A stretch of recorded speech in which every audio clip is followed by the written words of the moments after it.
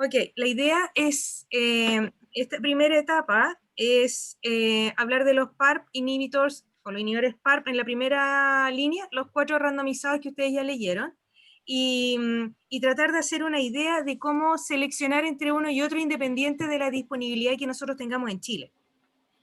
Pero para ponernos en contexto, nunca hay que olvidar que más del 80% de los pacientes debutan en etapas 3 y 4, en etapas avanzadas, que la mediana de sobrevida es muy baja de acuerdo a la etapa y mientras más avanzada es mucho menor.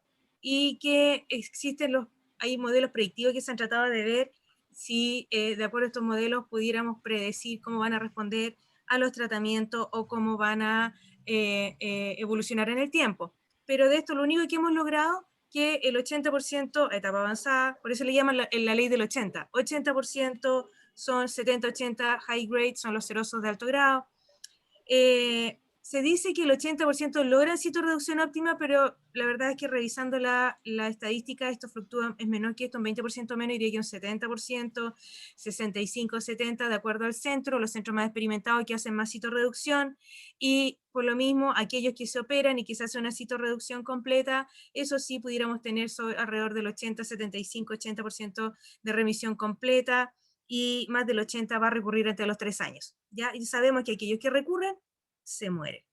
Entonces la historia natural es que nosotros le hacemos la cirugía y de la cirugía queremos que los pacientes nunca más vuelvan, ojalá una terapia de consolidación, que es lo que se está buscando en muchos, más de 50, 60 años, y para eso tenemos una mediana de sobrevía libre de progresión o de recurrencia entre 6 y 12 meses. Sabemos que para nosotros en la católica es alrededor de 13 meses, en otros centros no supera el año. Y después de eso viene una citorreducción secundaria si es que la paciente lleva mucho tiempo de recurrencia, y se pudiera ir a una cirugía o si no a quimioterapia, y los tiempos entre quimioterapia y quimioterapia se van acortando hasta que finalmente la paciente fallece, y eso permite una mediana sobrevida de no más allá de 40 meses, 45 meses la población total. Entonces sabemos que es un cáncer con múltiples recurrencias, que a medida que pasa el tiempo, la distancia entre una recurrencia y la otra se va acortando. Entonces, nosotros tenemos esto que le llaman el árbol de las decisiones, y en este árbol de las decisiones, que lo encuentro muy bonito, habla sobre todas las etapas y todos los tipos histológicos, sobre todo los epiteliales. Pero nosotros, con esto de los PARP, nos vamos a enfocar solamente en los de alto grado, donde tenemos esta alternativa, las terapias con taxano carboplatino, aquí tenemos los inhibidores PARP, antiangiogénicos, etcétera, y aquellos que son BRCA positivos, si le vamos a dar olaparib o bevacizumab o la asociación. En segundo lugar, esto estamos hablando en etapas con citorreducción óptima, ¿cierto? En etapas precoces, bueno, terapias con taxano y carboplatino, y en citorreducciones subóptimas, o en aquellos que nunca se han logrado operar, también de alto grado, y ahí los dividimos en la rama de los BRCA positivos, donde usamos asociaciones de olaparib antiangiogénico, que es lo que vamos a conversar hoy día, o en aquellos que no se logran operar y que no son BRCA, también las combinaciones de quimioterapia, y reevaluar si vamos a usar o no inhibidores PARP en aquellos pacientes que no son BRCA positivos.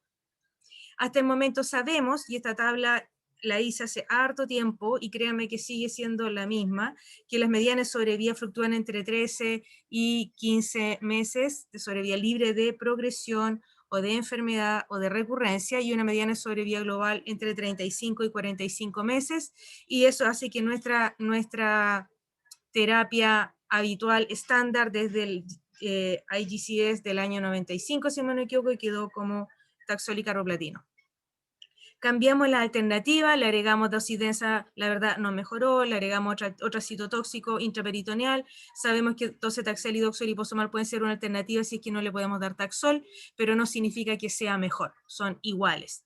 Sabemos que la dosis densa parece ser un poco mejor, pero el problema es que solamente el 60% recibió los 6 ciclos, que el 40% descontinuó por toxicidad, y este fue un estudio hecho en pacientes principalmente orientales, y que el estudio 262 posterior no evidenció la misma tasa de respuesta ni de sobrevida.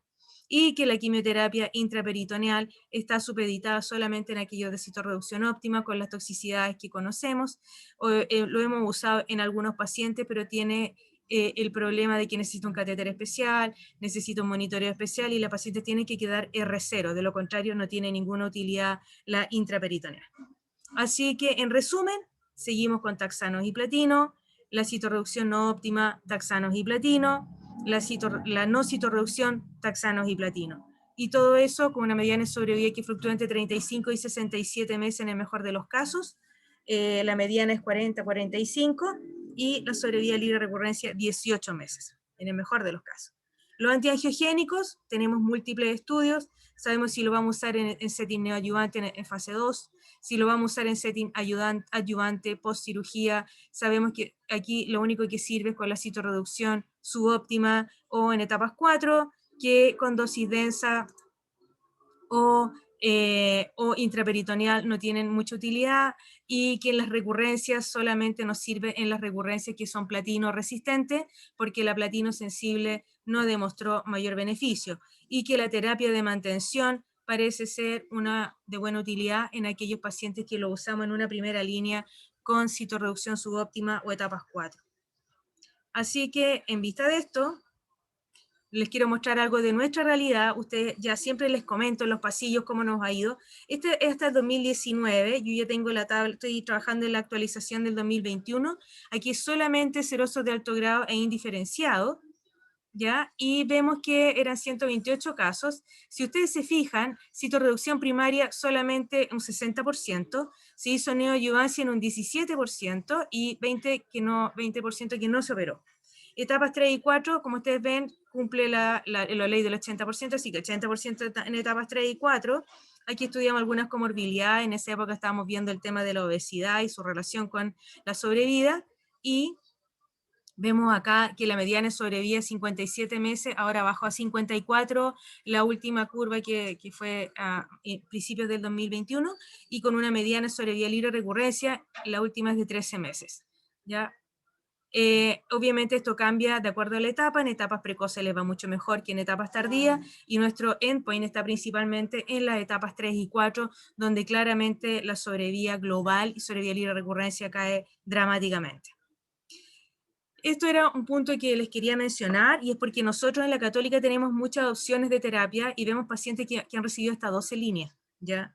Y el promedio son 3 a 4 líneas de quimioterapia posterior a la primera línea. Entonces estamos hablando de que tenemos mucha disponibilidad de droga, tenemos las posibilidades de manejo más activo con nuestros pacientes, y quizás eso esté influenciando que tengan una muy buena sobrevida global.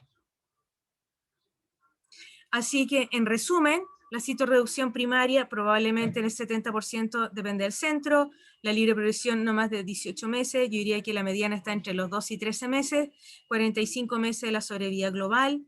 La quimioterapia estándar sigue siendo taxanos y platinos, y cambio en quimioterapia, no sabemos que el bevacizumab está supeditado a algunas opciones terapéuticas, pacientes de etapas 3 subóptimo y 4, y que la dosis densa intraperitoneal todavía no está del todo homogéneo para todos los pacientes, los dejamos solamente en casos seleccionados, y los accesos a segunda, tercera y cuarta líneas pueden importar en la sobrevida global que tengan nuestros pacientes.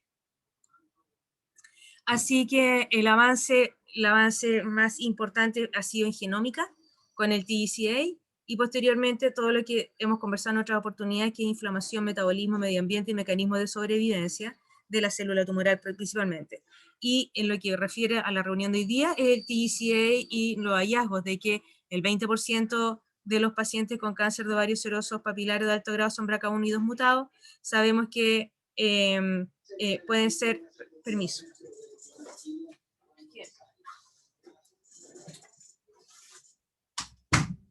Sabemos que un porcentaje de alrededor de un 40 o 50%, de acuerdo a donde uno lo lea, podemos tener alteración de la recombinación homóloga junto con las alteraciones de BRCA1 y BRCA2 que se suman a esta alteración de la recombinación homóloga. Y cuando hablamos de la recombinación homóloga, es el High Rate o HRD que le llamamos. Este test, esto es importante, y por eso esto es una diapositiva del doctor González Martín, en qué consiste la recombinación homóloga, y la verdad es que es un score numérico, y va a depender del test que nosotros hacemos y el puntaje que le vamos a dar para considerarlo con una alta alteración o sin alteración. La gran mayoría de las personas y de los papers que ustedes han leído muestra que con un score de 42 es capaz de capturar un 95% de los BRCA mutados y se cataloga como alteración de la recombinación homóloga positiva. Bajo eso se considera negativa. Pero si nosotros vemos uno de los papers que les mencioné, usa un corte distinto y eso también es algo que hay que tenerlo en mente a la hora de hacer el análisis combinado de la información que vamos a ver hoy día. ¿Ya? Así que el punto de corte del score, para considerarlo positivo, se considera 42 puntos como en promedio, con el My Choice HRD. Estos son los PARP que existen hoy en día. Yo creo que hoy en día tenemos un poco más, que están todavía en setting de número. Para los estudios que nosotros vamos a revisar, son principalmente el Beliparib, Olaparib, el Niraparib y la asociación con bevacizumab. Así que los randomizados en primera línea, los vamos a ver ahora, cuáles son las características, los resultados, toxicidad, eficacia y la decisión de tratamiento. Ya, ahí están los 4 estudios y dejo la palabra a Jason. Jason creo que va a hablar del mecanismo, ¿verdad? Sí, Doc, yo voy a hablar con Alejo, yo hablo de mecanismo de acción y Alejo resistencia. Si me Perfecto, permite, comparto la pantalla. perfecto. Súper. Dale nomás. Em, Ahí se ve, perdón. Un Excelente. segundito. Espérate que eso está pero lento. Entonces, ahora sí. El objetivo es hablarles un poco de los mecanismos de acción de los inhibidores de PARP y los mecanismos de resistencia. Voy a tener una pequeña introducción, las vías de reparación del daño del DNA, las funciones de los PARPs, el mecanismo de acción de los inhibidores de los PARPs y el mecanismo de resistencia. Ya la doctora lo mencionó, el cáncer de ovario epitelial es la neoplasia ginecológica más letal en el mundo en la soria global del cáncer de ovario epitelial avanzado desde el 29 a 29% 5 años en Estados Unidos. 70% hasta el 80% presentan recurrencia y, como decía la doctora, la platinoresistencia es una tendencia después de haber sido expuesto en primera línea. 50% de los cánceres de ovario epitelial presentan alteraciones en una o más vías de la reparación del DNA. Principalmente la recombinación homóloga es la vía afectada. Y esto se asocia a la directa presencia de mutaciones de BRCA1 y 2 que se puede presentar hasta el 20% de los casos de cáncer de ovario epitelial. La asociación entre cáncer de mama y ovario está del 15% y va disminuyendo en páncreas hasta 4 a 7% y en próstata 1.5%. ¿Cuáles son las vías de reparación del DNA para un poco contextualizar? Son 6 las principales y tienen que ver con la reparación simple o la reparación de la doble hebra. Simple con alteraciones de un solo nucleótido y la doble hebra, obviamente las dos hebras. La reparación por escisión de bases es la más reconocida, la reparación por escisión de nucleótidos, la reparación de la ruptura de la hebra simple, la recombinación homóloga per se, la unión final no homóloga o la reparación no homóloga y la reparación de disparidad o la corrección de los microsatélites. Teóricamente, y de ahí nace un poco de manera técnica la asociación entre la inhibición de la poli-ADP riboso polimerasa y el daño de la célula neoplásica con BRCA1 y 2 mutado. Todas las células neoplásicas con daño en una de estas vías, a las que se le asocie un segundo daño en cualquiera de las segundas vías, tienen en teoría letalidad sintética. Y con base en ello fue que se generaron los inhibidores de poli-ADP ribosa polimerasa, que básicamente tienen efecto dirigido o tienen un efecto directo sobre la reparación de escisión de bases, la reparación de la ruptura de la hebra simple, la recombinación homóloga y la corrección no homóloga o la unión final no homóloga. ¿Cuáles son las funciones entonces inicialmente de la poli-ADP riboso polimerasa? Primero, comentarles que es un complejo enzimático, corresponde a 18 proteínas, las más conocidas son las PARP1 hasta la PARP3.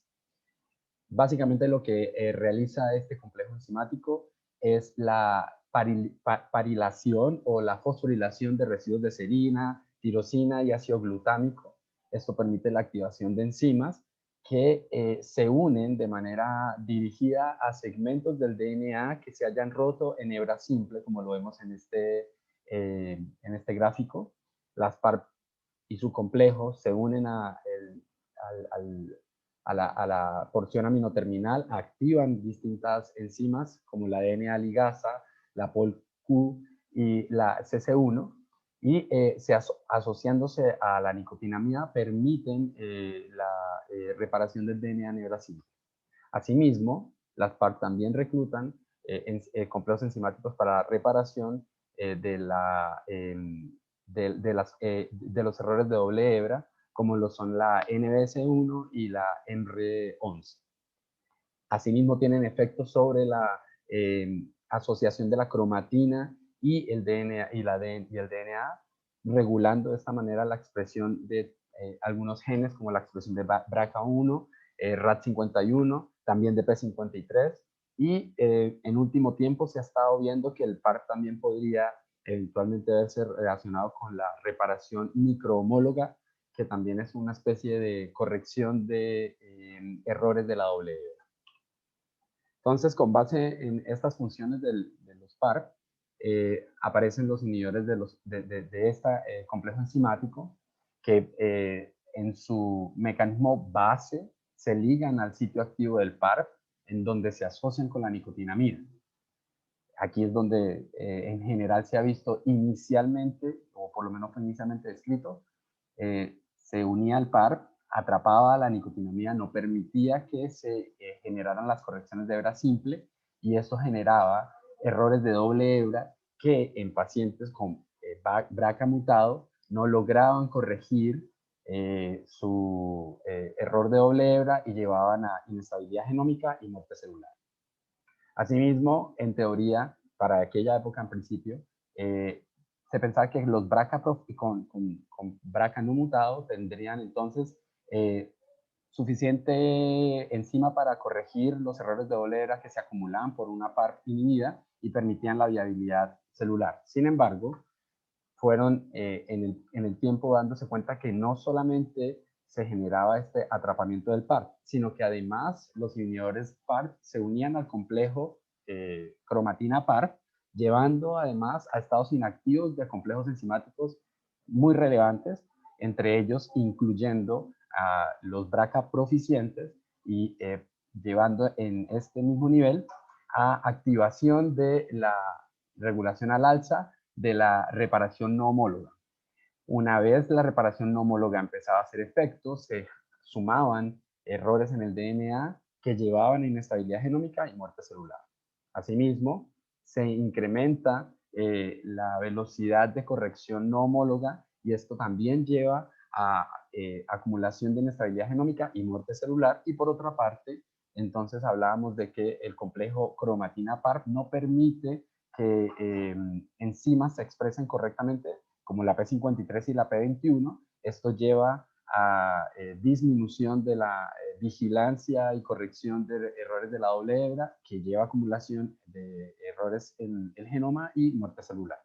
Entonces son distintos mecanismos los que se han visto implicados de acción entre los inhibidores PARP, y esto era como lo nuevo que les quería presentar. Ahora continúa Alejandro con la resistencia de los IPAR.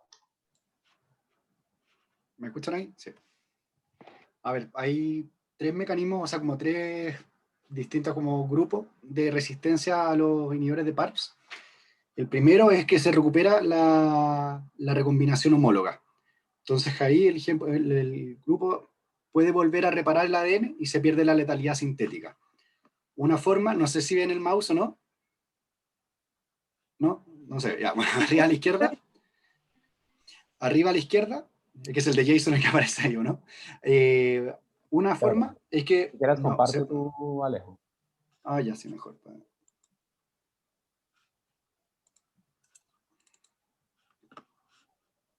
¿Ahí lo ven? Sí. Ya. Uno es que se produzca una nueva mutación y que el gen recupere su función. Por ejemplo, los pacientes que tienen BRCA mutado, si tienen, por ejemplo, una mutación del frameshift, que se produzca una nueva mutación y que recupere el frameshift y pueda producir una proteína nuevamente funcional. O una segunda mutación, que la proteína recupere su estructura y vuelva a ganar funcionalidad. Lo otro son proteínas hipomórficas, que son proteínas que recupera función, pero tienen función disminuida, pero podría aumentar la reparación homóloga. Lo otro son proteínas inestables que tienen mutaciones que que tienen cambios con su estructura, se podría decir, que no permiten su función. Entonces con proteína estabilizadora que recupera su función de recombinación homóloga. Los otros son en pacientes que no tienen mutaciones, sino que tienen cambios en la epigenética, en la metilación del promotor, se vuelva nuevamente a expresar la proteína. Lo otro son la remoción del end receptor barrier. Cuando se produce la ruptura de la doble hebra, se unen proteínas que lo que hacen es que reclutan todo el sistema de recombinación no homóloga. Lo que decía Jason, parte del efecto de los inhibidores de PARPs, no solo de la reparación de la monohebra, sino que también cuando se expresa más recombinación no homóloga, se producen más errores, lo que puede llevar a daño cromosómico que es inviable con la vía celular. Entonces, al desaparecer estas proteínas, que lo que hacen es reclutar la recombinación homóloga, permiten que la célula gane resistencia. Y lo otro, creo que ahí tendría un efecto menor, o sea, lo principal es que básicamente recupere las proteínas de recombinación homóloga, son señales oncogénicas, por ejemplo, EGFR, MET, que aumentan genes de expresión de reparación homóloga. Otro grupo de mecanismos de reparación, de resistencia, es la estabilidad de la horquilla de replicación, que replica el ADN. Ahí, cuando la horquilla queda detenida con los inhibidores de PARPs, se produce una serie de proteínas que lo que finalmente llevan a ruptura de doble hebra, porque lo que vimos inicialmente es que esto es a través de una ruptura de monohebra. Entonces, cuando se pierden esta proteína, la horquilla queda ahí en su sitio y no se produce la ruptura de doble hebra. Y lo otro es el enlentecimiento del ciclo celular, que lo que enlentece es la horquilla de replicación, porque parte del efecto también es se pierde como agarra velocidad la horquilla de replicación y eso provoca mayores errores en el ADN. Y otro mecanismo es la pérdida del atrapamiento de los PARP, que una medida puede ser a través de la mutación del PARP1, que no se une al inhibidor de PARP, y así se pierde, o que simplemente mute y deje de funcionar, y ahí no se produce todo este mecanismo de daño. Y lo otro es la pérdida de función de la PARG, que es una proteína, que lo que hace es que retira los residuos de PAR. Entonces, finalmente se acumula un grado de PAR, y eso permite, cuando se acumula PAR, se suelta en la molécula de la célula. Entonces, si pierde PAR-G, permite la salida del PARP1 con la unión al ADN. Y lo otro son bombas de flujo celular, que es como mecanismo clásico de resistencia, yo creo, a casi todas las quimioterapias, que expulsarían el PARP dentro de la célula. Acá está parecido lo que hablamos, este es de otro paper. Hay algunos que tienen menos evidencia, por ejemplo, el aumento de cassette, que en este momento no existe evidencia, pero es más bien teórico. Lo otro es la disminución del atrapamiento de PARP, que es lo que hablábamos de PARP1 que se deja de expresar, o la disminución de PARG. Lo otro son los distintos mecanismos de restauración de la recombinación homóloga, y lo otro es lo que hablamos, el mecanismo de estabilización de las horquillas de replicación. O sea, si la horquilla de replicación no se degrada y no se produce la ruptura de doble hebra, ahí no habría, ¿cómo se llama esto?, el daño sobre la célula de inestabilidad genómica. Eso. ¿Alguna pregunta, alguna duda? Perfecto. Eso, preguntas, dudas sobre los mecanismos de acción y los mecanismos de resistencia. No sé si Jason, entendemos. ¿sí, no? O no sé, el resto si quiere, perdona, pero quieren hacer preguntas, de a poco se han ido sumando, pero yo le quería preguntar a Jason, en sus palabras, ¿cuál sería su definición de letalidad sintética? Porque todo el mundo habla de los PARP y la letalidad sintética. ¿A qué se refieren con letalidad sintética? Mi definición sería aquella célula neoplásica que presenta una vía de reparación alterada a la que se le suma una segunda vía de alteración de una segunda vía de reparación. Eso daría como resultado inviabilidad celular y letalidad sintética. Cuando yo logro bloquear una vía de reparación sobre una célula neoplásica que ya per se tiene una dañada. No se considera no viable celularmente cuando yo bloqueo dos vías de reparación a la vez. ¿Y en qué ciclo celular o en qué fase del ciclo celular serían más activos los PARP inhibidores? Porque estos serían dependientes del ciclo celular, ¿cierto? Necesitamos que la célula se replique para que Claro, funcionen. claro. O sea, normalmente yo creería que debería estar sucediendo en la fase S como el momento en el que más tienen efecto. Perfecto. Y Alejandro, para ti, ¿cuáles son el principal mecanismo? Nómbrame dos mecanismos, los más importantes que para ti consideres que son los más importantes de resistencia. O sea, yo creo que la recombinación homóloga, que son los que tienen más evidencia, y ¿Ya? la disminución del atrapamiento. Del Los atrapamiento. otros, revisando en estos papers, por ejemplo, en esta parece que no hay evidencia de aumento de los cassettes de los ABC, pero hay otros papers que sí aumentan. Entonces, pero estos son los que tienen más, el 2 y el 3 son los que tienen más evidencia actualmente. Perfecto. ¿Preguntas, chicos? Emiliano, ¿tienes preguntas? No, yo había alcanzado a leer un poco el tema, obviamente para nosotros esto es un poco más árido que para ustedes, pero se entendió súper bien el resumen, lo agradezco, porque siempre es bueno estar escuchando de gente que sabe más, porque queda más claro, así que gracias. Ok, vamos entonces con los papers, ¿les parece? Sí, Doc, yo les pido disculpas a todos, estoy viendo pacientes en el hospital, pero me encantaría, yo voy a estar escuchando la grabación luego, voy al hospital ahora. Perfecto, vamos a grabar, estamos grabando de todas maneras, así que la idea es que después puedan tener acceso a esta grabación, ¿ya? Ok, vamos entonces con los papers. Nosotros tenemos, ¿quién está compartiendo aquí? Tengo solo uno por acá. Tenemos, estos son los papers, ¿lo ven? Son los cuatro papers importantes que les mencioné. Hay uno solo que es el del 2018, que es el solo uno, que es el que marcó un hito. Después aparecieron los otros tres en el 2019. ¿Ya? Olaparib-Beb, Beliparib, el Belia, y Niraparib, el Prima. ¿Ya? Así que les cuento, ¿quién sigue ahora? Emiliano, ¿quieres tú continuar?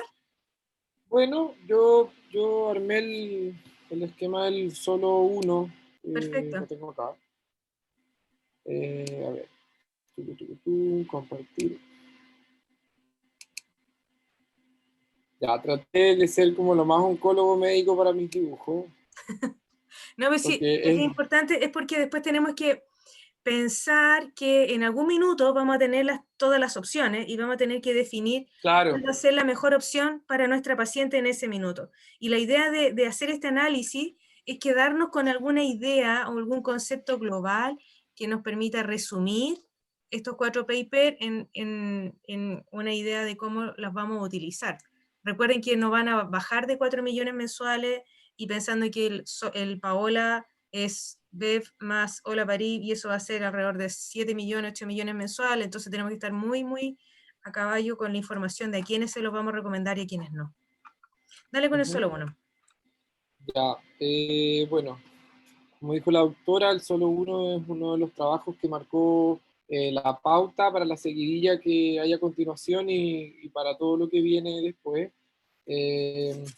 Fue publicado en el New England del 2018, el autor principal es Moore, que es una persona que maneja mucho estos protocolos. Aquí, bueno, yo hice como un resumen del esquema general. Los criterios de inclusión están al lado derecho de la pantalla. Son pacientes, obviamente, todas mayores de edad, con diagnóstico de cáncer de ovario, con diagnóstico reciente de cáncer de ovario, histología seroso, papilar de alto grado, o endometrioide, o peritoneal primario, o cáncer de trompa. O sea, son puros epiteliales, en el fondo, lo que hablaba al principio la doctora.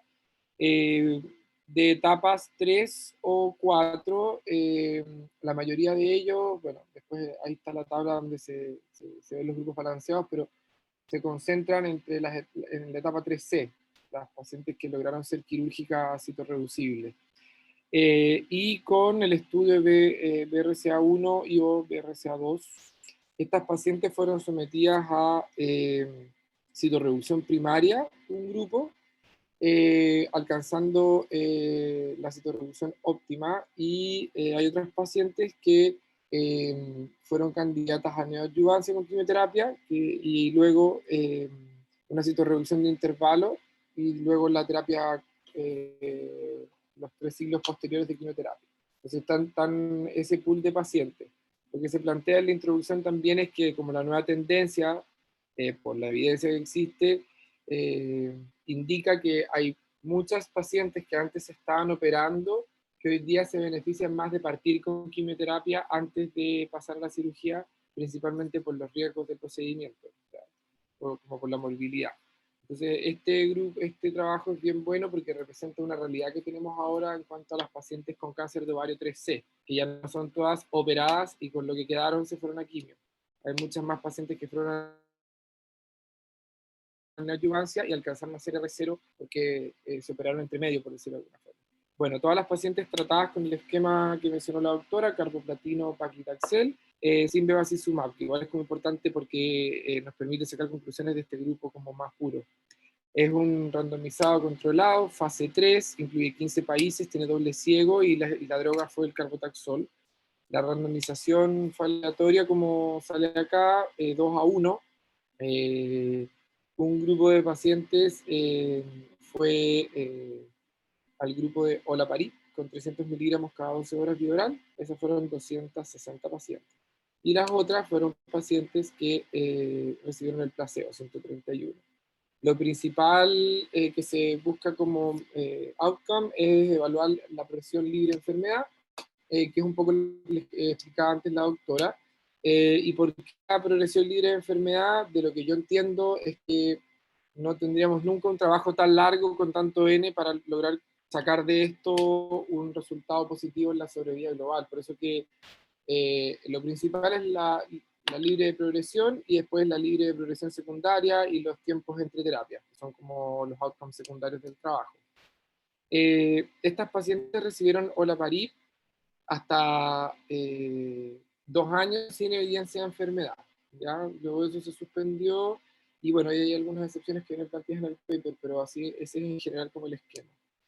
Esta es la tabla donde se comparan los grupos, donde se ve el grupo que recibió olaparib versus el grupo que no lo recibió, y se ve que son bastante balanceadas, lo que les contaba yo antes un poco, acá, a ver, ¿dónde está? En las etapas FIGO, si se dan cuenta, FIGO Stage, la etapa 3 es la que condensa la mayor cantidad de pacientes para los dos grupos, ¿ya?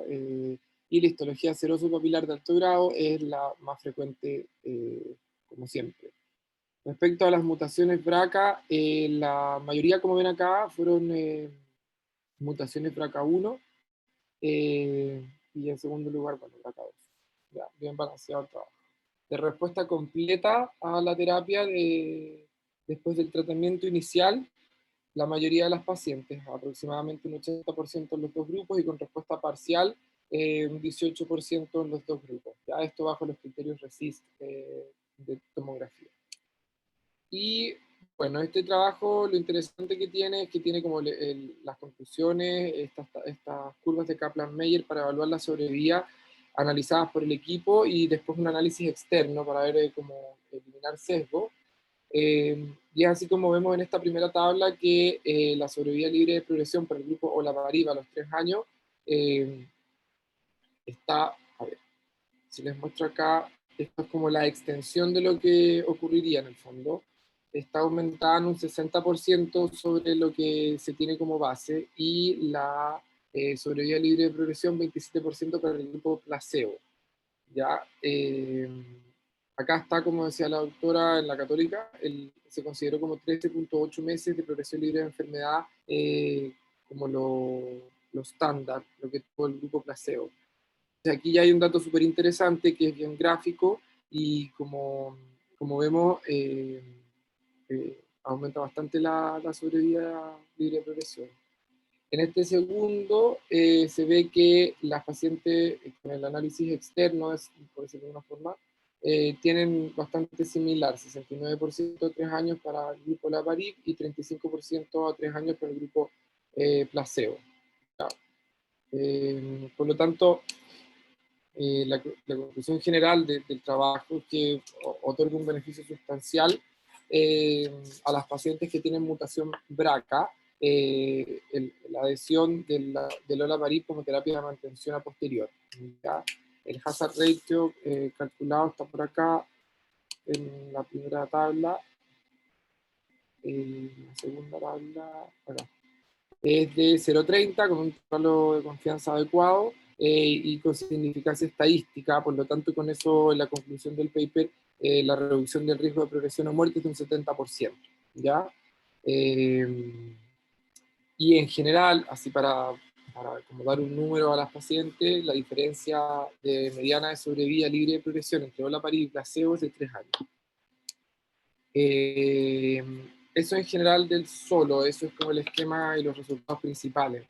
Claramente hay muchas más cosas que uno puede sacar, pero eso es lo principal como para quedarnos con la mejor idea. Doctora, si usted quiere Sí, perfecto. Sí, después podemos revisar hacer, alguna... no, me parece Hay otras... bien. Ahí podemos hacer una comparación de los cuatro estudios. ¿Les parece? Lo hacemos como al final. Continúa, vi que tenías el Velia.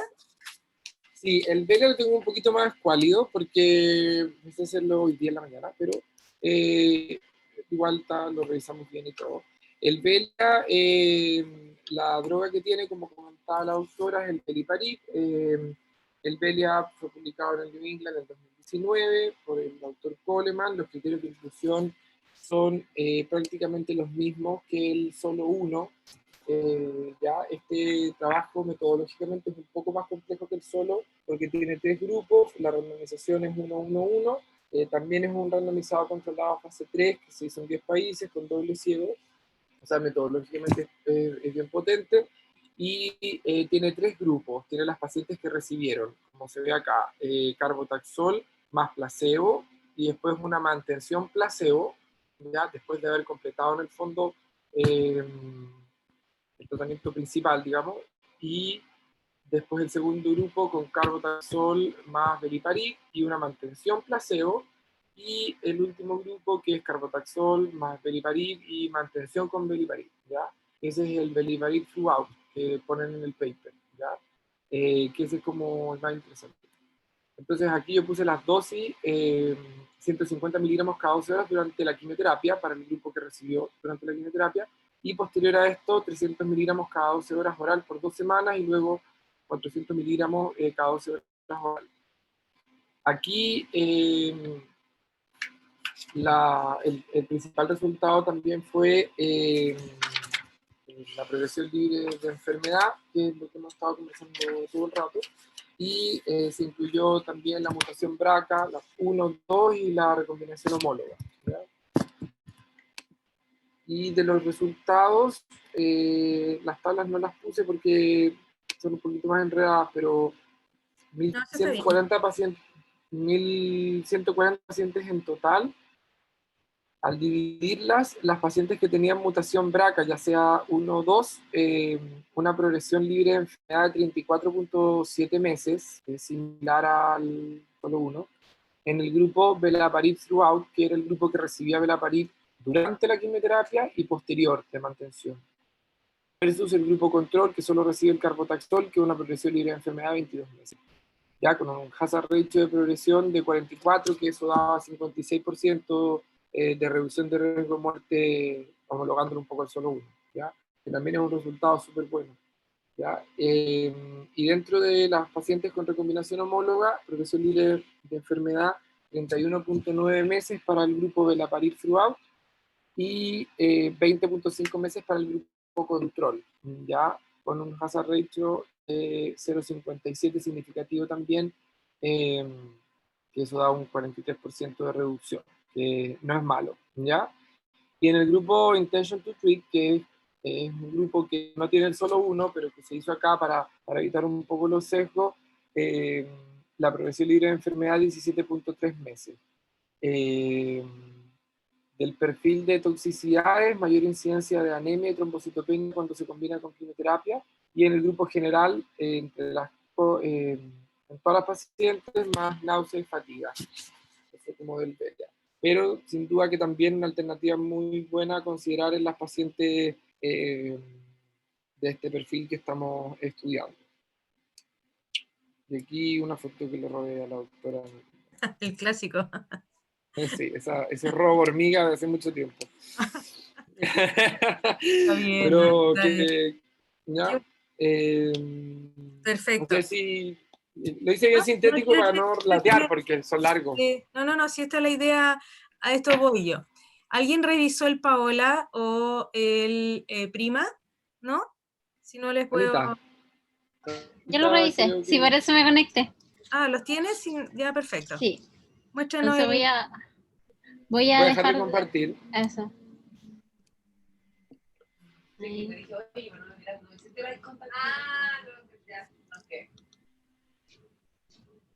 Excelente. Ya. Yo los hice así, como no lo alcancé a hacer en PowerPoint, porque estaba un poquito movido.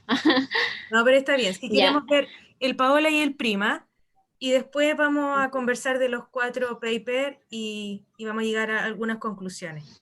Dale, Anita. Ya, perfecto. El Paola fue un ensayo clínico randomizado fase 3, multicéntrico en 11 países. El objetivo de este estudio fue evaluar la eficacia y seguridad del olaparib como terapia de mantención en pacientes con cáncer de ovario de alto grado, independiente de la mutación BRCA. ¿Ya? ¿Cuáles son los criterios de inclusión? Bueno, son todas las histologías de alto riesgo, FIGO3 o 4, histologías de alto riesgo no mucinoso que fueran portadoras de la mutación BRCA. Es importante que las pacientes hayan tenido una respuesta parcial o una respuesta completa a la quimioterapia de primera línea, que se usó más BEV. Eso es súper importante. El Paola, las pacientes tenían que haber recibido bevacizumab y la dosis fue de 15 miligramos por kilo cada 3 semanas por 15 meses. Se eligieron las pacientes independiente del resultado de la cirugía, ya sea primaria o una cirugía de intervalo, es decir, pueden haber quedado R0 o con enfermedad residual, con un buen ACOG, y tenían que tener disponibilidad histológica del tumor para detectar mutación BRCA. Las pacientes la metodología fueron asignadas al azar en una proporción 2:1 para recibir olaparib 300 miligramos 2 veces al día, y tenía que ser un mínimo de 3 semanas y un máximo de 9 semanas de la última sesión de su quimioterapia, y a un grupo se le mezcló olaparib y al otro grupo placebo, y por un máximo de 24 meses, eso también es importante, o hasta que la paciente progresara. La estadística del trabajo se diseñó para el cálculo muestral se diseñó para tener un efecto de un hazard ratio de 0.75, eso quiere decir una diferencia entre ambas ramas de 5.3 meses, utilizó una potencia del 80%, eso principalmente. Los datos maduros se obtuvieron con el 60% de esta leterización y el riesgo tipo 1 fue de un 5%. Se reclutaron 806 pacientes. Importante destacar que un 30% estaba en estadio 4, un 40% de las pacientes tenían residuo macroscópico después de la cirugía inicial, un 7% de las pacientes no se realizó cirugía, por lo tanto eran pacientes con alta carga tumoral, y la respuesta de la quimioterapia, un 54% tuvo respuesta sin evidencia de enfermedad, 20% respuesta completa y 26% respuesta parcial. Un 30% de esta población tenía presentación de BRCA mutado y casi un 50% tenía una alteración de la recombinación homóloga. ¿Ya? Los grupos, bueno, ahí están 12:1, las que completaron o las pacientes tratadas fueron casi el 99% en ambos grupos. El olaparib, la mediana como de pacientes que el tiempo que se recibió el olaparib fue 17.3 meses y el BEV 11. La discontinuación fue un 62%, y ahí están por las causas de por qué se descontinuó el olaparib. Un 30% fue por progresión, un 20% fue por efecto adverso, un 3% por decisión de la paciente. Y en los datos, el grupo como total o intención a tratar, porque este era como, era en el fondo un estudio que querían, o sea, la intención a tratar del grupo Lola-París fue 22 meses y del grupo placebo 16 meses. Sin embargo, es importante destacar que el grupo, cuando se seleccionan los grupos, los que tenían mutación BRCA, la diferencia fue mucho más, fue mucho más la diferencia, que aumentaba en un 15.5 meses. Los pacientes que no tenían mutación del BRCA, ahí la diferencia fue casi nada, fue de 2 meses, y los pacientes que tenían alteración de la recombinación homóloga también tienen un beneficio extremadamente importante, aproximadamente de 37 meses a 17 meses, y los pacientes que tenían recombinación homóloga alterada, pero que no incluían los BRCA mutados, también tienen un beneficio, aproximadamente 11 meses. ¿Ya? El otro, como ahora, o sea, en el fondo el objetivo principal fue el evaluar el intervalo libre de progresión, y el otro objetivo que, bueno, y ahora con cáncer de ovario, con todas estas opciones de tratamiento, es evaluar como el tiempo a la siguiente, como a la siguiente terapia o al siguiente tratamiento, y ahí también están comparados 24 meses versus 18 meses. Los estudios sobre vida no están reportados porque los datos son inmaduros, y respecto a la toxicidad, lo que destaca principalmente es la anemia y la trombocitopenia. La hipertensión fue mucho menor en el grupo que recibió la París versus que recibió el placebo, pero principalmente la hipertensión yo creo que está dado por el bevacizumab. La conclusión de este estudio es que aumenta el intervalo libre de progresión en pacientes como primera línea que han recibido quimioterapia más bevacizumab en pacientes con mutación BRCA o que tengan alguna, ya sea germinal o somática, o que tengan alguna alteración de la recombinación homóloga. El estudio PRIMA fue un ensayo clínico fase 3 doble ciego. Aquí participaron 20 países y fue evaluar en el fondo el niraparib como terapia de primera línea de mantención en pacientes con alto riesgo. Acá incluyeron etologías también de alto riesgo, pero incluyeron pacientes con alto riesgo de recaída. ¿Qué quiere decir eso? Pacientes que tuvieran independiente el residuo tumoral post cirugía, estadio 3 inoperable y estadio 4. Las pacientes tienen que tener una respuesta parcial o respuesta completa a la primera línea de tratamiento, fueron aleatorizadas las 12 semanas de su último ciclo de quimioterapia y debía que tener disponibilidad como histología acá del tumor para detectar una déficit de recombinación homóloga. Y acá el corte para definir la recombinación homóloga fue menos de 42. Y a las que no se les pudo realizar la prueba, igual fueron analizadas en el estudio y se incluyeron en la población como general. Las pacientes fueron asignadas al azar a las 12 semanas y se aleatorizó a niraparib versus placebo por 36 meses o hasta la progresión de la enfermedad. El protocolo inicial recibieron una dosis de 300 miligramos, pero posteriormente se redujo a 200 miligramos a los pacientes que pesaban menos de 77 o tenían trombocitopenia. ¿Ya? Es importante que en ambos estudios, tanto el Velia como el PRIMA como el Paola, no hubo cruce de las ramas. La progresión acá la definieron clínica, radiológica, de manera ciega con los criterios RECIST. Y la progresión cuando tenía elevación de CA125 se consideró si acompañada de síntomas o pruebas histológicas. Eso es importante, que la revisión de la progresión se hizo por una central. Eso es porque para evitar como los sesgos como del investigador. Y la aleatorización se llevó a cabo en 120 pacientes, fue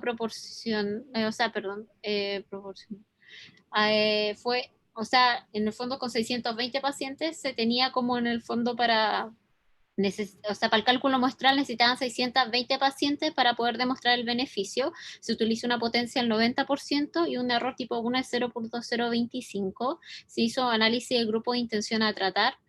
La prueba del error tipo 1 fue de un 5% y para el cálculo muestral se estimó un hazard ratio como en el fondo una mejoría del intervalo libre de progresión de 21 meses a 14 meses en la población general. O sea, ese es como como que definieron como antes de calcular el tamaño muestral el beneficio de la terapia. Incluyó 733 pacientes. Y dentro del grupo, como quería destacar, acá hay grupos como de alto riesgo, en el fondo pacientes que recibieron solamente como cirugía de intervalo, o sea, quimio neoadyuvante fue un 66% y cirugía primaria solo un 23%, un 35% de los pacientes estaban en estadio 4. aproximadamente un 50% de estas pacientes tenían alteración o déficit de la recombinación homóloga, y de ese 50%, un 59.7% tenía mutación BRCA. Y bueno, se comparó niraparib versus placebo, y acá en el fondo lo que se evalúa en el fondo que las pacientes que tenían déficit de recombinación homóloga y recibieron niraparib tenían un intervalo libre de progresión de 21 meses versus el grupo que recibió placebo. Las pacientes de este grupo que tenían como déficit la recombinación homóloga y eran BRCA mutados, la diferencia fue de 22 meses a 10 meses, y las pacientes que tenían déficit de la recombinación homóloga pero eran BRCA negativos tenían de 19.6 meses a 8.2 meses. La sobrevía se hizo con datos con un 10.8% de evento que dio 84 a 2 años sobrevía y 77% en el otro grupo.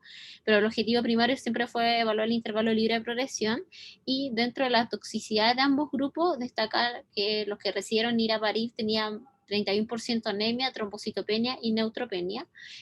Una de estas pacientes refirió un síndrome mielodisplásico, y la conclusión de este estudio es que el niraparib aumenta el PFS significativamente en comparación al placebo, independiente si las pacientes tienen o no alteración del déficit de recombinación homóloga. Claramente en ese grupo de pacientes el beneficio aún es mayor que los grupos que no tienen como alteración de la recombinación homóloga, porque ahí su diferencia igual es como poca, como 3 meses. Sí, deberíamos después hacer una combinación del análisis de solo la rama control. Si ustedes se fijan en los 4 estudios, la rama control de los 4 en general les va bastante bien. Se van entre 12 y 16 meses la mediana de sobrevía libre de progresión. Una rama control que en teoría no recibe ni olaparib, ni bevacizumab, ni niraparib, ni daliparib. Así que es algo como para tenerlo en mente. Déjame compartir un poco la pantalla, Sí. Anita. Quiero mostrarles algo. Ya, estos son los 4 estudios. Salieron bien rápido los 4, y si ustedes se fijan, los periodos de seguimiento son variables a los 4 estudios. El PRIMA son 700 pacientes, ¿ya? El solo uno eran 300 y algo, el Beliparib 1000 y tanto, así que tenemos que el volumen poblacional de cada uno de los estudios es variable. Los periodos de seguimiento también son variables. El PRIMA usó 13.8 meses, el endpoint primario, lo vuelvo a recalcar, es la PFS en todos los estudios, sobrevía libre de progresión. El PRIMA usó, ¿se acuerdan que les comenté inicialmente el test para la alteración de la recombinación homóloga? PRIMA usó un score mayor o igual a 42. Nuevamente vemos que para toda la población la PFS de 21.9 versus 10.4 llama la atención como que le hiciera efecto independiente si tienen o no alteración de la recombinación homóloga, y los BRCA mutados les va mejor. Y lo que me interesa a mí analizar ahora, irnos como al área chica, son estos detalles.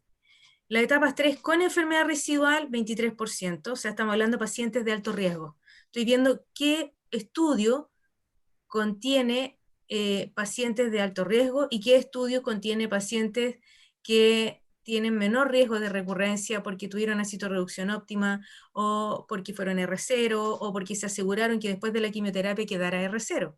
Ustedes se fijan, el PRIMA, que es con niraparib, permite con una enfermedad residual casi un 20%, hubo neoadyuvancia en un 70%, etapas 4, 30%, y respuesta parcial post primera línea un 30%. O sea, tenemos gente con alto riesgo. Y si nosotros vemos los análisis combinados, aquí esta tabla siempre es muy interesante de ver, vemos que en las ECOG 1 toca la línea de no efecto, que en las etapas 4 claramente cruza la línea de no efecto, y que si no tienen la alteración de recombinación homóloga o esta es desconocida, también no tiene mayor efecto. ¿Y dónde está el mayor efecto?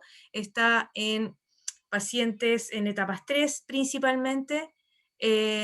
Aquí tanto la neoadyuvancia como no neoadyuvancia no hay una clara diferencia. Si es respuesta parcial o completa tampoco hay una clara diferencia, ambas son beneficiadas. Otras regiones no, tampoco hay una clara diferencia, y la mutación y la alteración son todas bien definidas y les sirve el niraparib. ¿Qué pasó con el Velia? Aquí el Velia nos faltó una cuarta rama donde no tuvieran beliparib, porque era quimioterapia beliparib placebo, mantención, quimioterapia beliparib mantención, y quimioterapia placebo, y se comparó con un análisis jerárquico, se comparó quimioterapia beliparib mantención versus la rama control que sea quimioterapia placebo. Si ustedes se fijan en el prima y en el solo uno, es olaparib después o niraparib después de la quimioterapia. En cambio aquí en el Velia es beliparib con quimioterapia y después beliparib posterior. Por lo tanto, no tenemos el análisis de quimioterapia sin beliparib, y después beliparib mantención. No sabemos cuál es el beneficio que le otorga el asociar las tres drogas. Es difícil de evaluar en este tipo de estudio.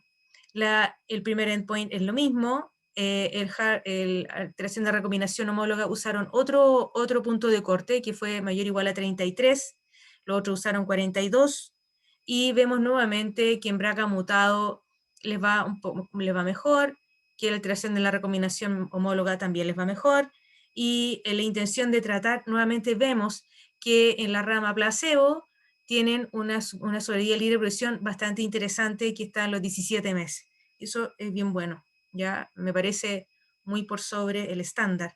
Así que eso nos puede influir también en los valores que encontremos en la diferencia con BRCA mutado y alteración de la recombinación homóloga. Si nosotros vemos el análisis secundario, cuando hizo el database, luego cuando cierran el base de datos, vemos que en los BRCA mutados 21 versus 22, algo pasó ahí que tenemos que ponerle ojo, igual que la alteración de la recombinación homóloga y la intención de tratar. Si nosotros vemos el análisis combinado, nuevamente acá es muy interesante este otro de raza que toca la línea de no efecto y de hecho se va para el otro lado. No sé, estarían los blancos y los asiáticos y otra raza negra. Sería interesante saber qué pasa acá con las mayores iguales a 65 años, también toca la línea de no efecto, quizá en pacientes mayores que tengan un mal performance status no serían candidatas a usar esta droga, o qué pasa en la etapa 4, nuevamente toca la línea de no efecto. Acuérdense que tenemos un 30% de nuestros pacientes debutan en etapas 4, eso no es menor. ¿Y qué pasa acá? Muy interesante con la enfermedad macroscópica residual. Francamente no tiene ninguna utilidad el beliparib. Y ¿qué pasa acá con BRCA2? Tampoco parece, toca la línea de no efecto, y acá vemos que los no mutados la toca, y la alteración de la recombinación homóloga se va a cruza la línea del no efecto, del no efecto. Así que el beliparib parece estar un poco más restringido, o tiene más pacientes que no se verían beneficiados con esta terapia según este estudio. ¿Qué pasó con el solo 1? Si ustedes se fijan, el solo 1, solamente los anteriores que les mencioné eran pacientes que era toda la población, pacientes con BRCA mutado, BRCA no mutado, con alteración y sin alteración de la recombinación homóloga, y el análisis se hizo de acuerdo a los subgrupos de alteración de la recombinación homóloga y BRCA mutado, porque vemos que en esos los inhibidores PARP, por lo que nos explicó Jason, serían los mejores pacientes. El solo 1, sin embargo, es solo BRCA mutado 1 o 2, o ambos, y el seguimiento por 41 meses. Los estudios que recién les mencioné, los seguimientos son 24 meses, 28 meses, todavía nos falta un poco maduración de la data, lo cual también es importante. Eran FIGO 3 y 4, alto grado y endometrioide. En los anteriores vemos que casi todos son solo serosos papilares de alto grado. Estos podrían haber tenido cirugía primaria o neoadyuvante. Y vemos este famoso hazard ratio, que yo no lo he visto en ningún otro estudio, que es de 0,3. Desde que aparecieron los IPARP estamos viendo estos hazards. Si ustedes se acuerdan, para la quimioterapia los hazard ratio iban entre 0,6, 0,7, y nosotros saltábamos en una pata, decíamos, estamos disminuyendo el riesgo de que el paciente recurra en un 40%, y lo encontrábamos fantástico, en un 30% ya aprendíamos velitas, pero aquí estamos hablando de un 70% de riesgo, de disminución del riesgo de la recurrencia. Pero ¿en quiénes principalmente? En aquellos que son BRCA mutados y en aquellos con cirugía primaria y que quedaron en prácticamente R0. Si ustedes se fijan, la población del solo 1 es una población bien seleccionada. Sin embargo, en el análisis combinado, aquí vemos que claramente las respuestas completas les va extraordinariamente bien, con un buen eco y con capacidad restringida, actividad restringida, dicen acá, probablemente sea un eco 1, también funciona. Si el nivel del CA125, de acuerdo a los valores, también no se ve que ninguna toca la línea del no efecto. Yo no sé acá en el análisis de aquellos pacientes que quedaron con algo de enfermedad o en aquellos pacientes que la citorreducción no fue completa. El Paola, por otro lado, vemos que ya es olaparib más bevacizumab, y cuesta aquí saber cuál es el rol que tiene el bevacizumab junto con la quimioterapia y junto con el olaparib. Es difícil de ver, porque no tenemos una rama sin bevacizumab de comparación. Todos reciben bevacizumab. En segundo lugar, no me queda claro la hipótesis en este estudio de que el bevacizumab afecte o no la expresión o la alteración de la mutación BRCA o de la alteración de la recombinación homóloga. Esas son hipótesis que no están del todo bien definidas. Y sabemos por los estudios previos que les mencioné, el ICON 7, el GOG 18, el Ariel y el Oceans principalmente, que el bevacizumab está restringido para pacientes en etapas 3 y 4, en aquellas con citorreducción subóptima principalmente. ¿Ya? Entonces, el Paola todavía me cuesta un poco tomarlo como un estudio muy, muy importante en ese escenario, porque no me queda claro el rol del bevacizumab.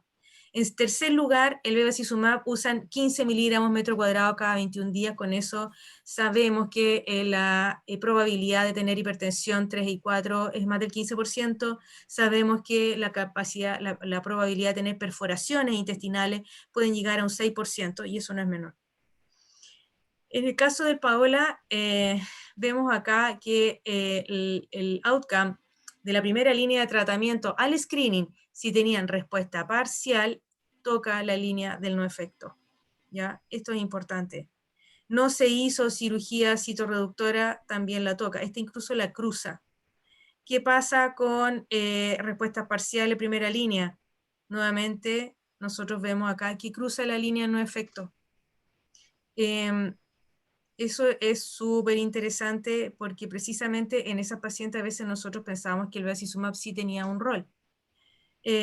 Bueno, eso va en concordancia con el valor de CA125, y vemos acá que si los pacientes son o carecen de alteración de la recombinación homóloga, no tiene ninguna utilidad, prácticamente cruza al otro lado la línea del no efecto. ¿Ya? Estos valores, esto sí es importante en este análisis combinado. Y si ustedes se fijan en el análisis combinado final, sí, parece ser que todo funciona, pero tenemos que plantearnos qué pasa con estas pacientes. Esto es lo que yo les mencionaba de si nosotros comparamos los 4 estudios. Esto es bueno hacerlo, pero no tomarlo como una receta de cocina. Es como para tener una idea de las diferencias y cuáles son las cosas buenas que tenemos que rescatar de estos estudios y cuáles son las cosas a las cuales tenemos que parar la antena y volvernos críticos, ¿ya? Nuevamente les vuelvo a insistir, estas 3 drogas, estos 3 estudios, niraparib, el PRIMA, SOLO y Paola, usaron el IPARP después de la quimioterapia como una mantención. Y ellos se aseguraban de que los pacientes tuvieran una buena respuesta a la quimioterapia para ir a la mantención. Aquellos pacientes que tenían respuestas parciales, si ustedes vieron el análisis combinado, parece ser que el PARP no tuvo buena utilidad. En cambio, el Velia usó quimio más beliparib, en conjunto con beliparib de mantención versus placebo. Es el throughout que habla Emiliano, que se comparó con la rama control, que es placebo-placebo. Casi todos tuvieron buena randomización, vemos que es central. No todos los estudios usaron una buena potencia, casi todos son 80%, pero acuérdense que el PRIMA, si no me equivoco, tuvo un poco más deficitario en su propuesta de potencia de demostrar la diferencia, y usó una P de una cola. Si vemos los endpoints primarios, tenemos aquí también hay otro sesgo, que es PFS según el investigador y PFS central. Casi todo esto lo hablan de según el investigador. Yo participo en estudios clínicos y créanme que esto es muy sensible.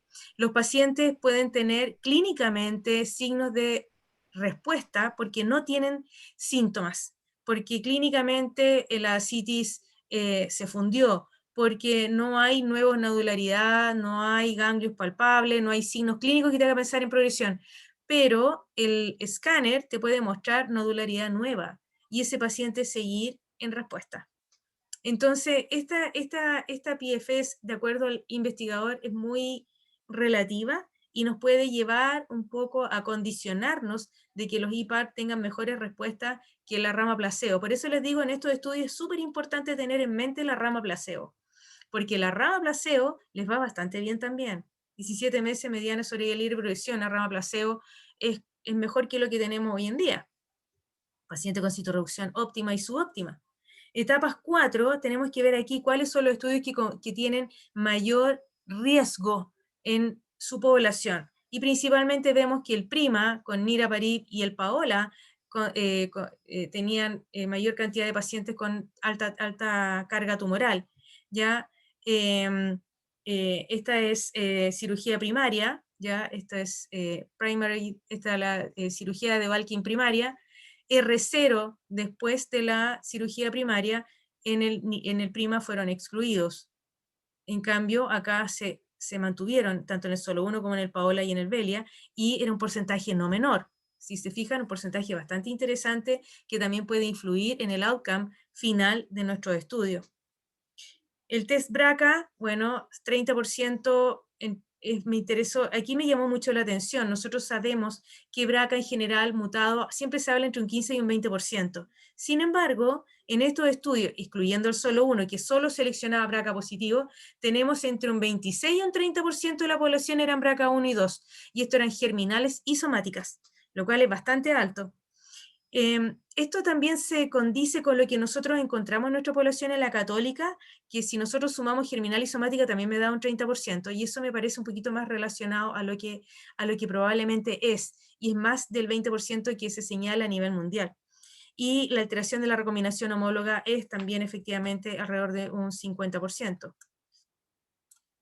Bueno, performance status, si ustedes se fijaron en aquellos con performance status un poco más disminuido, un ECOG mayor a 1, en algunos estudios tocaba la línea no efecto, y en pacientes mayores. Y nuevamente, lo que les mencioné inicialmente, la alteración de la recombinación homóloga no fue homogénea para todos, en casi todos se usó más de 42, pero en el VELIA se usó mayor o igual a 33.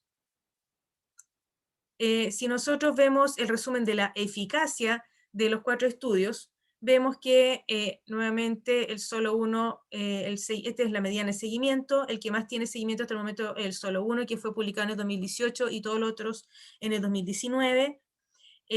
Vemos la PFS, todos fluctúan 0,6, 0,5, el hazard ratio, el solo 1, bueno, está en hazard de 0,3, que es interesante para la PFS, es muy, muy bonito este estudio en esa demostración para pacientes muy seleccionados. Ellos no hicieron recombinación homóloga y vemos que la PFS en pacientes con recombinación homóloga es muy similar, solo que el PAOLA tuvo un impacto mayor en aquellos pacientes con alteración de la recombinación homóloga, y también este impacto fue mayor en aquellos que eran recombinación homóloga y BRCA no mutado. Así que parece ser que en esos pacientes también les va muy bien con la combinación de olaparib más bevacizumab. Y es lo que nosotros vemos aquí abajo, ¿ya? Pero si el PAOLA tiene un HRD test negativo, no tiene efecto el tratamiento, ¿ya? Si nosotros vemos los eventos adversos, son todos muy similares. Aquí tenemos que parar la oreja con la anemia, la trombopenia, la fatiga, y a largo plazo se habla de trastornos mielodisplásicos, que es de bajo riesgo, es de baja proporción, pero está en el solo 1, si nosotros los juntamos a todos, van entre el 1 y el 2% de fenómenos mielodisplásicos, y una mielodisplasia relacionada a quimioterapia o un agente quimioterápico tiene casi un 100% mortalidad. Así que ojo con eso. Y aquí viene, ¿qué vamos a hacer? ¿Cómo los vamos a seleccionar? Esto lo encontré interesante y lo traigo para que lo conversemos, ¿ya? Esto lo traigo para que lo conversemos. Si ustedes se fijaron, en el análisis de los 4 estudios tenemos pacientes con alta carga, con pacientes de alto riesgo, pacientes de bajo riesgo, casi todos eran serosos papilares, hay algunos que incluyeron endometrioide, hay unos estudios que son solo BRCA mutado y otros que mezclan todo.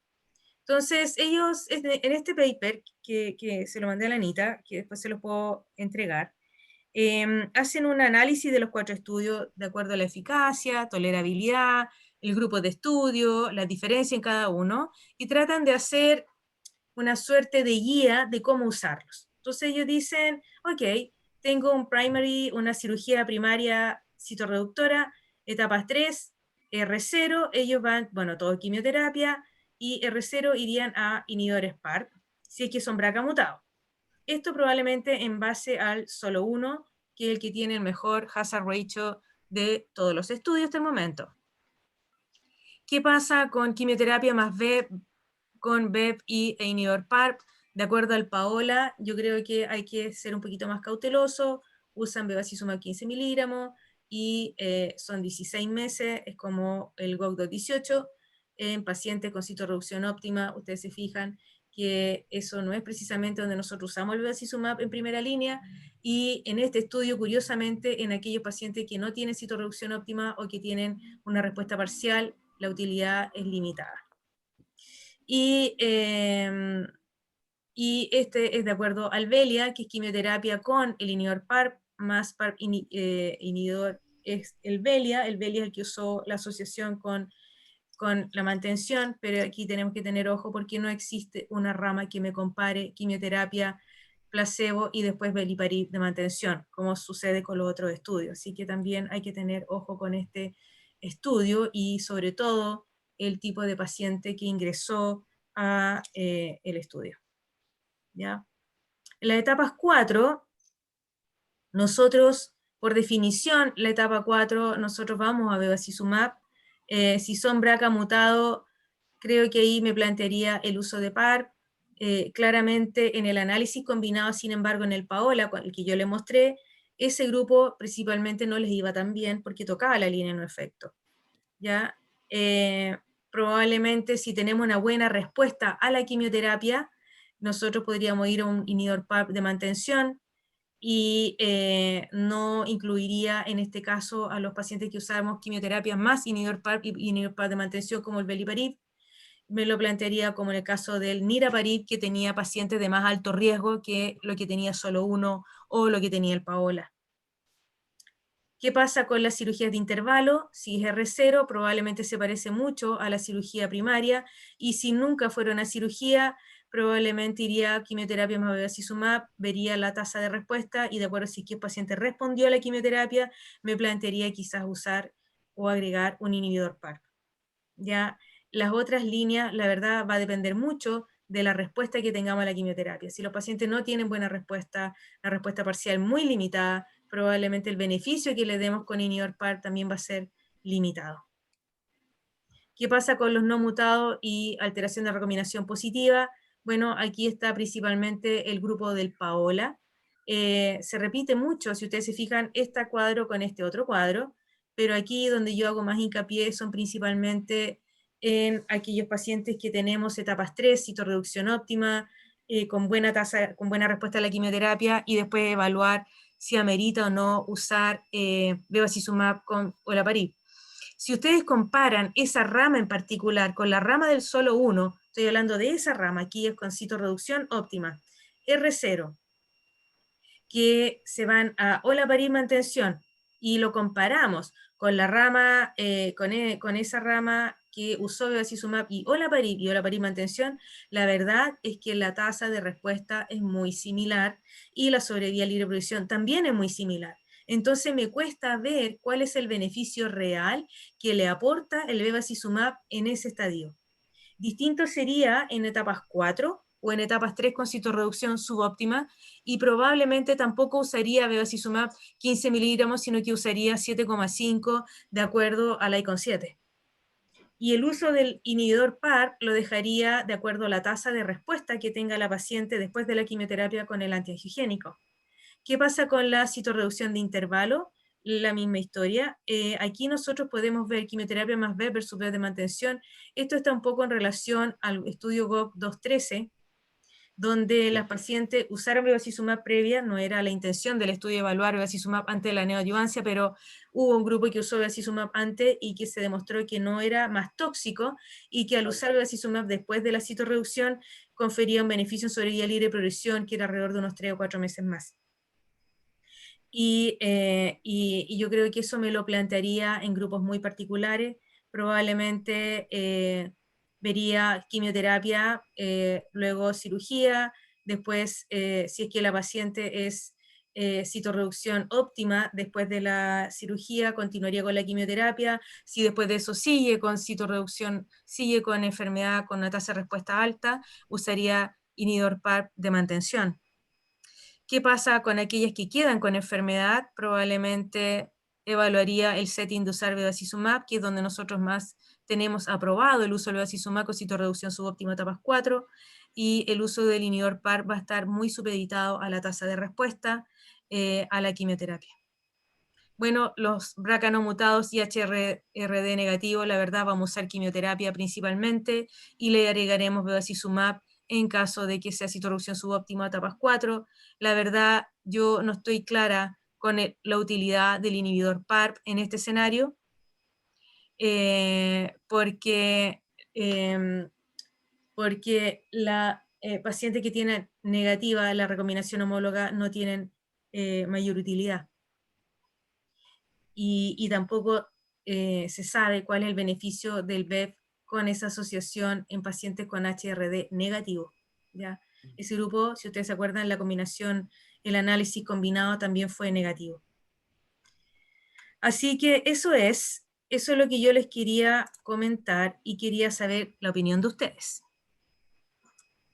Son 4 estudios, nada más. Sí. Cuéntame, Emiliano. Parece que alguien más quería hablar. Yo tenía una duda, doctora, hola. Hola, Anita. Hola, Anita.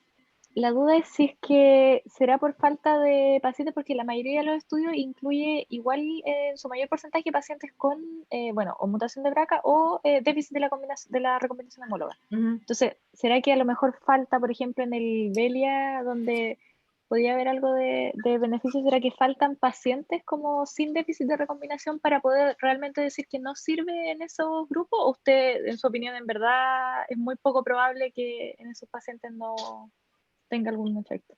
Porque igual efectivamente el estimador puntual estaba como bien, pero el intervalo de confianza era muy amplio porque ahí los pacientes son mucho menores. Mucho menor cantidad. Sí. Ahora, si nosotros juntamos algo que no se debe hacer, porque estadísticamente no es correcto, pero si nosotros juntamos aquellos pacientes, yo creo que aquí nos va a faltar el metaanálisis, ¿ya? De estos 4 estudios, y juntar a aquellos pacientes que no tienen alteración de la recombinación homóloga y rama placebo. ¿Te fijas? Porque llama la atención que la rama placebo les va bastante bien, en general, les va como bastante bien. En segundo lugar, los que no tienen alteración de la recombinación homóloga, como bien dices tú, son un grupo menor en los 3 estudios, porque acuérdate que solo uno aquí se excluye porque sí, todo pues solamente está mutado. Si nosotros juntamos SN, probablemente en un ¿cómo se llama? En un metaanálisis, SN nos va a decir si efectivamente no tiene ninguna utilidad el inhibidor PARP. De hecho, ahora último salió un artículo que dice IPARP para todos.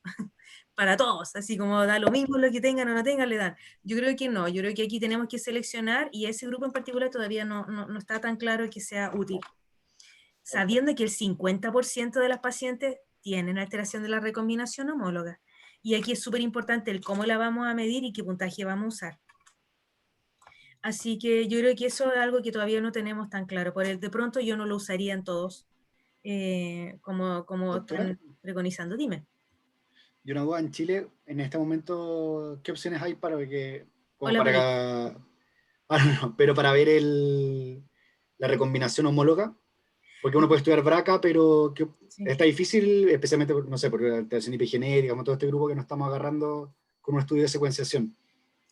Sí, la verdad es que van a implementar el HRD, probablemente Roche va a hacer algo al respecto porque están muy interesados porque ya tienen el solo 1, el solo 2, tienen el Paola, tienen el estudio 19, tienen muchos estudios con olaparib con datos con hallazgos positivos que hace que sea muy interesante tener la alteración de recombinación homóloga. Por el momento no la tenemos. Por el momento solo tenemos BRCA1 y BRCA2. Y que puede ser somático o germinal, pero principalmente lo vemos en tumor más que en sangre. Aparte del estudio que hace Invitae, que se lo mandamos a Francisco, lo hacemos con Francisco Acevedo o con Paco Domínguez. ¿Ustedes han visto la tablita? Yo se la he mostrado varias veces. Esta de... A ver, déjame ver si lo tengo acá.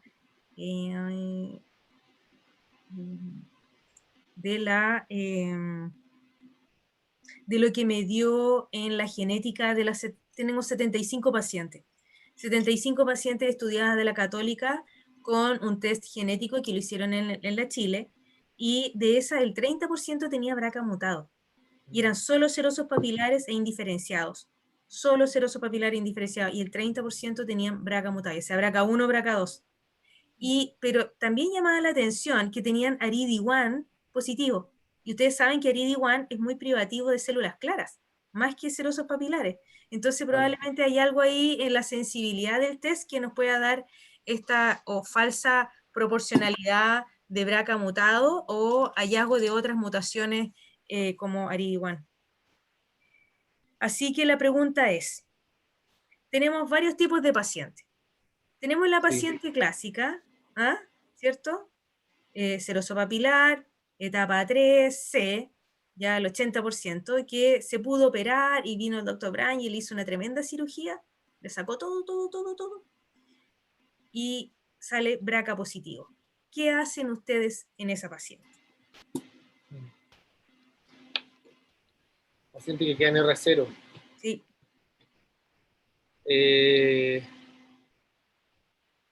Hasta el momento solo tenemos opción de olaparib. Ya, Sí, pues, tienes todas las posibilidades. Tienes el Elia, tienes el Prima, y tienes el solo 1 y el Paola. Los tienes todos. Yo creo que solo uno, yo creo que... Tienes plata, Solo tienes uno. mucha plata. Yo creo que metodológicamente el solo 1 es súper bueno, y independiente de que ese hazard ratio de 0,3 brutal, debe ser 0,4, 0,5, ¿verdad? Independiente de que es brutal, es el que está más como ordenado, el que permite concluir mejor. Yo como cirujano, le dejaría carbotaxol, PEP y olaparib. El Paola, te compraste el Paola. El Paola o solo olaparib, pero sí le dejaría olaparib sí o sí. Sí o sí, porque igual hay evidencia sólida. O sea, y al final el perfil de toxicidad tampoco es tan grave, no hay ninguna paciente con un efecto adverso muy complejo, entonces, siendo una enfermedad crónica que recurre, si hay alguna luz de que esto podría mejorar la cosa, si tuvieran todos los recursos, yo creo que sí, por la París sería. Yo creo que, no sé, tú, Alejandro, ¿qué opinas? ¿Tú qué le darías a esa paciente? Yo creo lo mismo, o sea, con el resto, por ejemplo, el Velia, no me gusta el esquema de darlo con la quimio, especialmente que aumenta la toxicidad en uso de quimio. Probablemente el efecto, si hicieran estudios como comparando con la Parib, debería ser similar, lo mismo del Niraparib. Pero hasta el momento que tenemos mejor evidencia de la Parib para darlo, probablemente el más barato por tema de tiempo, así que no le veo el beneficio a los otros IPARS sobre la Parib. No sé, doctor, ahí, ¿qué opina como el...? Anita, pero espérate, preguntémosle a la Anita. Anita, ¿qué harías tú? Sí, no, yo de acuerdo con, o sea, creo que ahí el solo uno es como el estudio que mejor representa ese caso, porque efectivamente el Paola, el bevacizumab no tiene comparación, entonces el beba ahí no le veo rol, sobre todo si quedó en R0. Creo que sería solo mantención con olaparib. O sea, yo creo que esa sería la mejor opción. Bev yo no lo dejaría. Curiosamente... ¿Hay una duda que yo tendría? Sí, dime. O sea, sería otra alternativa como el Niraparib. No sé, como en ese caso, ¿qué opina? Si fueran los dos de costo igual, como versus O sea, yo no me incluiría usarlo con BEV y tampoco, ni tampoco el esquema del Velia. Pero si tuviéramos los dos, no sé qué opinan, como usar Nira versus Olaparib. ¿Cuál fue el hazard ratio del Niraparib? No me acuerdo, lo tengo acá para ver. Fue 0,43. Y el Olaparib, 0,3. 0,43. Sí, O pues sea, si 0,3. nosotros vemos Como que por tiene más. rendimiento, el solo uno tiene un 10% mejor rendimiento que el prima. Lo otro que me llama la atención del prima es que, si bien es cierto fue un poquito peor comparándolo con el solo uno, el prima solo se excluyó pacientes en el estudio que tuvieran enfermedad residual post cirugía. Así que fue súper selectivo porque el prima quería solo pacientes con R0. Y aún así no tuvo el beneficio que tuvo el solo uno en disminución de la sobrevida libre de progresión. Me refiero en valor absoluto. De 0,3, uno fue un hazard de 0,3 y el otro un hazard de 0,4. Estamos hablando solo de la citorreducción óptima. Y el solo uno, si bien es cierto, tenía hartas pacientes con citorreducción óptima, que es casi el 60%, había un 40% con pacientes R1 que quedaron con enfermedad. Yo Ahora, puedo aportar algo en sí, ese punto, como de la parte quirúrgica. Nosotros en la Católica, afortunadamente, vivimos una realidad que es poco común para el resto del país. Entonces, pensando en que, no sé, pues como la doctora quizás a futuro va a ser la guía mensal la parte de IPAR, si me dejan. claro, para tomar en cuenta en el resto del país, no todos los cirujanos están capacitados para lograr un R0. Muchas veces se trata de disminuir la carga tumoral y la paciente se va a quimio al hospital que le corresponde a la región. Entonces, pensándolo como una medida como ya como más general para la población chilena en globo, quizá el solo uno, perdón, justo llamando, el solo uno en general yo creo que representa mejor una realidad que existe, porque en la Católica quizás el doctor Brenes salta para arriba con los R0, pero el promedio en Chile es más bajo que el 60% de R0, entonces yo creo que eso igual es un factor a considerar, que si el solo uno tiene esa pequeña heterogeneidad en su grupo, es un poco más representativo de lo que pasa. Por eso que a mí me gusta más igual el solo uno como del otro lado, digamos. Sí, el prima exige R0. Y en los Eso es estudios, muy utópico, sí, eso es muy utópico. sí, exige R0. Esa es una cosa. Y la otra cosa es que algo que uno dice, mira, nosotros confiamos en que los cirujanos dijeron R0, pero Exacto. por concepto de estudio clínico, y les cuento esto porque nosotros participamos de uno, el R0 se evidencia después de la cirugía con el escáner que se hace al mes, no con lo que el cirujano nos dice. Entonces, el cirujano nos dice R0 y yo le hago un escáner al mes y en el mes aparece una nodularidad sugerente posible, es un R1 y se cataloga como R1. Entonces, eso también es algo muy interesante de evaluar porque puede que tengamos más R1 de lo que nosotros pensamos como outcome de nuestras cirugías en la Católica. Sí, y lo otro, doctora, es que hay un tema con la citorreducción de intervalo que ha agarrado vuelo de nuevo con los nuevos estudios, bueno, lo que salió el año pasado y todo, porque la citorreducción de intervalo se saca la enfermedad macroscópica que a la paciente le queda. En general, como la tasa de respuesta al carbotaxol es re buena, nosotros entramos a operar pacientes que eran etapa 3C al límite de ser quirúrgica, entramos con una pelvis prácticamente libre, donde está el útero con el ovario tumoral, y es poco lo que uno puede hacer, pero hay que tener cuidado porque en otros lugares el protocolo, por ejemplo, en algunos lugares incluyen vertintosemina para determinar como enfermedad que no se ve a ojo simple. O hay gente que de frentón igual saca todo el peritoneo, entonces igual también el protocolo de la citorreducción de intervalo puede como alterar un poco estos resultados, porque se presume que una paciente que tiene enfermedad en el peritoneo ya, que el cirujano no la vea no significa que no esté a 2 centímetros una cosa microscópica que en 2 meses más va a ser un nódulo. Entonces, para mí, como en lo macroscópico, eso igual siento que tiene relevancia, porque por ejemplo en Italia en algunos lugares hacen otro protocolo de intervalos, en Canadá hacen otro, entonces en los estudios también hay que ver bien de dónde salen las pacientes y qué protocolos de intervalo tienen, porque el intervalo ahora está súper de moda. Sí, se puso muy de moda, pero hay que tener cuidado también porque eso es algo que tenemos que analizar. El Scorpio, el Corus, los estudios de Dubois, hay que tener, tenemos que hacer otro y analizar lo de cirugía de intervalo. Pero a ver, yo creo que como englobo quedándonos con algunas cosas. Uno, que los estudios son heterogéneos, eso es súper importante.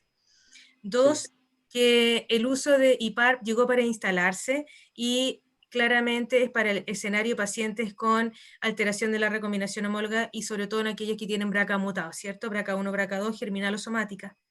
Tres, que la adición del bevacizumab yo creo que lo dejaría entre comillas y probablemente seleccionaría de acuerdo al tipo de paciente. Y hay que ser muy cauteloso porque curiosamente en este estudio, el PAOLA, les va bien a aquellas donde nosotros no les damos bevacizumab de inicio, ¿ya? No les damos bevacizumab a una citorreducción óptima, ni tampoco les damos bevacizumab de mantención después de la citorreducción óptima, o sea, es súper curioso. Entonces, como no sabemos cuál es el rol del bevacizumab ahí, no, yo en lo particular no lo usaría en ese escenario. Y tres, no hay que descuidar de que en algunos de estos estudios seleccionaron pacientes con citorreducción óptima R0 y hay otras que permiten con alta tasa con pacientes de alto riesgo. Y ahí está el solo uno que tiene muchos pacientes de alto riesgo versus el PRIMA o el VELIA, que también tiene algún dato de paciente de alto riesgo. Así que yo creo que juntando los tres me quedaría con, hasta el momento, con el olaparib, más que el niraparib y el veliparib. Dejaría el bevacizumab como de ahí sugerencia en pacientes que tengan enfermedad residual categórica. Yo no sé usted, yo uso habitualmente 7,5, no escalo más, porque los pacientes no toleran más y mayor la tasa de toxicidad. Y yo creo que la data todavía está inmadura para hablar de sobrevida global, pero parece ser que con esta hazard ratio de sobrevida libre de progresión va a impactar en sobrevida global. Y lo otro es que hay que analizar siempre la rama placebo, porque a mí me llama mucho la atención que en la rama placebo le va súper bien. Estamos hablando de una mediana de 300 y tantas pacientes o 1000 pacientes de 17 meses, eso es súper bueno, es súper bueno, cuando la mediana en general no supera los 13 meses, 14 meses. ¿De acuerdo? Sí. Ok, chicos, yo creo que hoy día estamos ya cansados, el día viernes, estrujamos todo lo que pudimos, cuando quieran lo volvemos a analizar y yo creo que lo que nos queda ahora es la segunda línea, ¿ya? Ahí vienen los Rucaparib, Ariel, se los voy a mandar por mail para leerlos antes con calma y los volvemos a analizar de esta manera. Yo creo que hay que tener la mente muy abierta y ser súper crítico.